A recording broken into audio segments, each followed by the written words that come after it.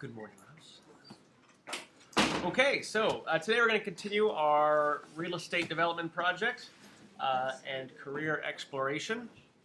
And I want to start off by showing you a graph. There you go. So here's our world population, which remained fairly steady, 10,000 BC at about, what is this, maybe 4 million people, and lo and behold, the invention of the wheel, and things started to skyrocket from there. So notice on our right here, this is what they call a logarithmic scale. So it goes from 1 million and then just kind of keeps doubling from there. And we're at 7,000 million, which is 7 billion people is where we're at basically now. And population is just continuing to grow with advances in science and lifestyle and everything else. So people are living longer, people are having more kids, the infant survival rate is much higher, and everything else. So the world's just a safer, more prosperous place, and that's leading to more and more people being born and living longer. So with that, all those people need a place to live. Whether you agree or disagree with population growth, we all can agree that people need to live somewhere. So hence the career of real estate development. And everyone on their computer should have Google Earth installed. So we're going to start by launching that.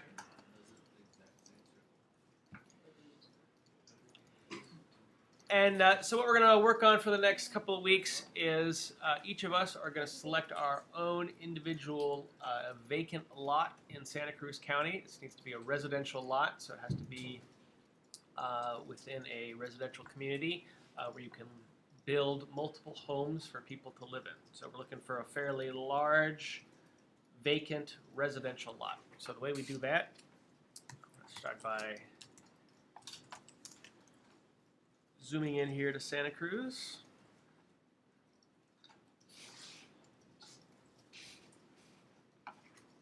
And we're just going to zoom in nice and close here.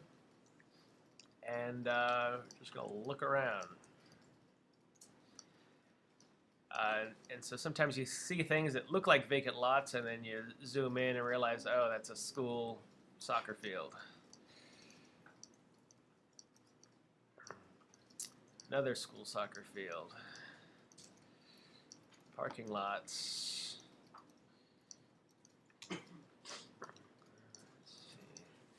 So you're probably going to have a little more luck looking on the north side of Highway 1. Here's a nice one for somebody. Look at this. So kind of nice. This is what we call a flag lot, in that there's a house here, but then an opening here, and the lot opens up behind the house. So that's a good size. I can see here it's, here's another good sign, is that you can see that there's a small community that was built here. They built this sort of cul-de-sac road, and the road actually continues right up to the edge of this property. Looks like someone has their RV parked right here. But this basically means that the city planners forced the developer to actually build the road to the end of the lot. This isn't something that he would have done willingly. Certainly would have much rather put a house here. But he had to put a road here to accommodate future development in this lot here. So that's a good sign as well, that you have access to that lot. Here's another school. Well, these schools take up a lot of land, huh? This one, just kind of a large front yard. I could probably squeeze a house or two there, but looking for something a little larger. Here's one. It doesn't have a lot of potential, but looking at this lot, I can see that it's about the same size as, say, these two houses here. So this is a lot that could potentially build multiple homes, residential. Here's a cemetery. Land's already used for permanent housing for other people.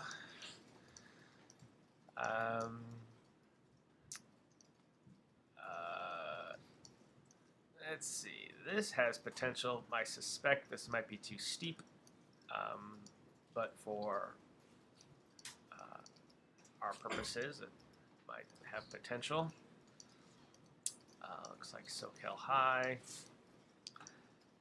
So this is basically the process, going through, trying to find large lots.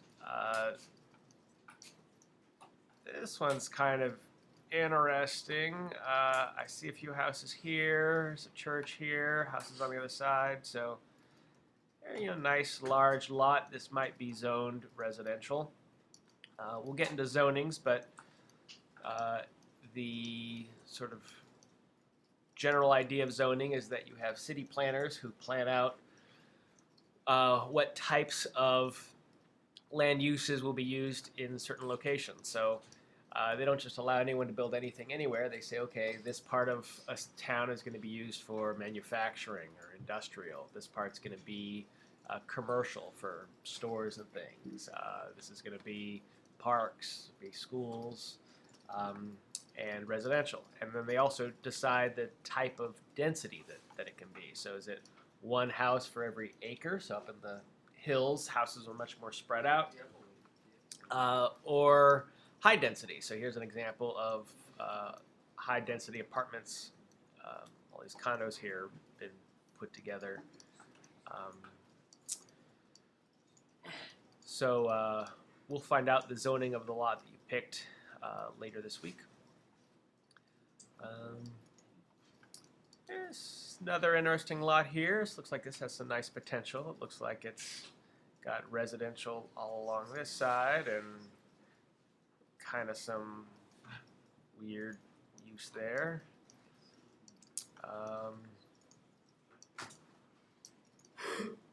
So you can see there isn't much, but you might want to kind of pick out a few. And let's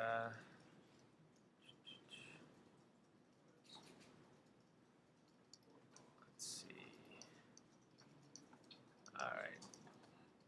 So here's the lot that I used in the example that I attached with the assignment today. And it's one of the few buildable lots in Santa Cruz County. And you can tell because just in the time from last year when I did a shot to this year, I can see there's already some construction going on here.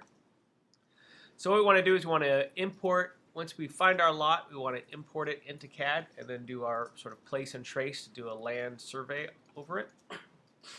And the best way to do this is to begin by, you want to make sure that you're looking directly down on your lot. So Google Earth has a way of looking at things at an angle. So sometimes after zooming, you might be kind of looking at things crooked like so. So if you push down on your mouse wheel and then scroll all the way up, eventually you'll be looking straight down. And then you also want to have your image, so north is straight up. So on most of these types of maps, we always have up being north. And I'm going to zoom in nice and close again.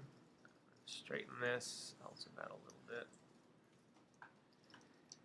And then I think we can go to a full screen mode, can't we?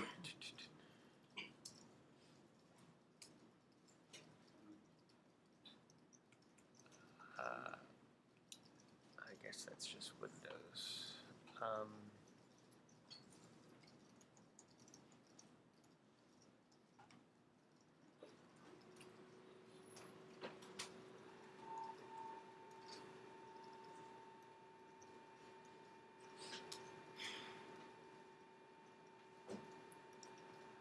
I thought there was a save feature that allowed me to save this, but we'll just do a screenshot. So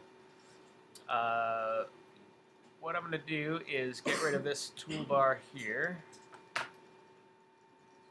And, oh, here we go. Here's a button here. It says Save Image. So I'm going to click on that. And I'm just going to call this, actually I'm going to center this a little bit better. Okay. So this will be a lot. Save that. And then in CAD, I'll actually do our place and trace. And just like we did with our lighthouse, our first step is to do a land survey. So what we're going to want to do is note all of the borders of our property. It's probably the most critical. Then we're going to note anything that's on our property. Let's see. So new. I'm going to start with my Archie template.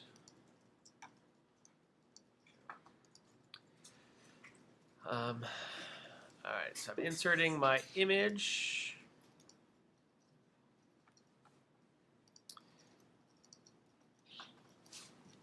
All right. And then our next step is we want to scale this and want it to be as accurate as possible. So what I'm going to do is go back into Google Earth here. And I like to pick 2 points that are as far apart as I can see and easily identify.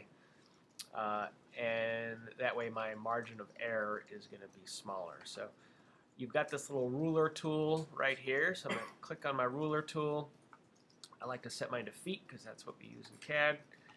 And then I'm going to go from this little dot that's on the top of this roof here of the gas station. Actually, I guess that's a pump locator. And I'm going to go to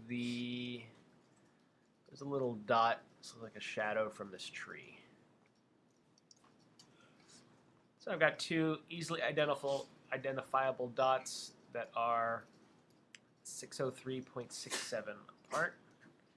So now I'll go back into CAD here, take my image, scale it.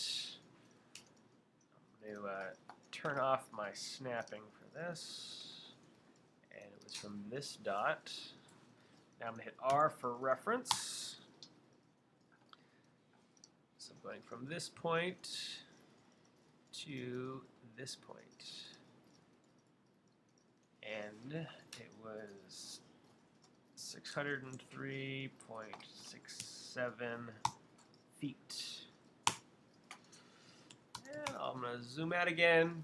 And now I'm just going to take a line here and go from this point to this point, and you can see it's right at 606 feet, so I have it scaled correctly.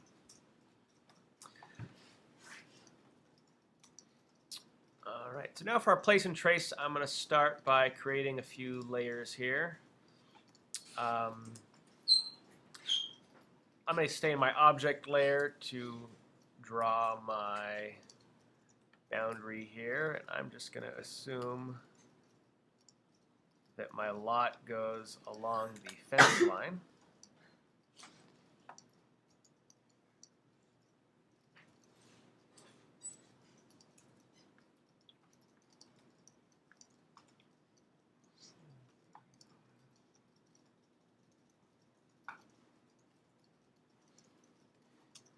And then for this curve here, I will eventually draw this, but for now I'm just going to make a triangle out of it.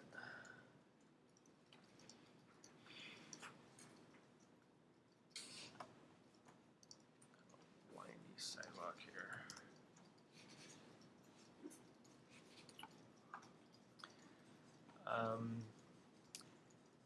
And then I'm just going to take a quick guess here.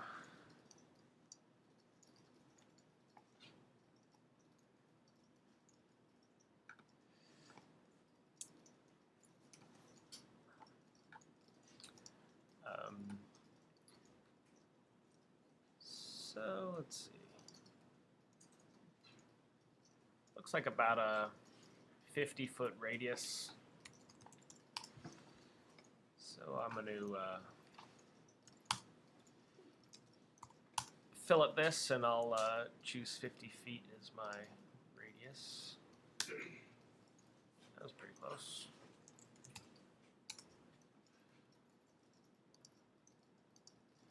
A little bit bigger. So I can see when I go to pan, it gets rid of our background image and just shows me what I've drawn so far. So that all looks good. And then